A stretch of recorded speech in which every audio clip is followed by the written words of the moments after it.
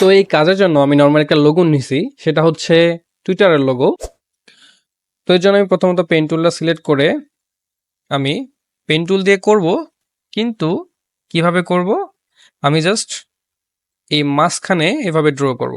মাঝখানে প্রতিটা এখান থেকে এখানকার দূরত্বর মাঝখানে আমি অ্যাঙ্কর পয়েন্টগুলো এভাবে নিব।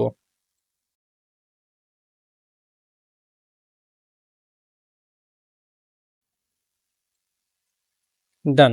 এখন দেখেন আমি জাস্ট পেন টুলের পাশে যে কার্ভেচার টুলটা আছে এটা সিলেক্ট করে আমি যদি এখানে মাঝখানে ডাবল ক্লিক করি, দেখেন আমাদের কিন্তু পারফেক্টলি হয়ে যাচ্ছে।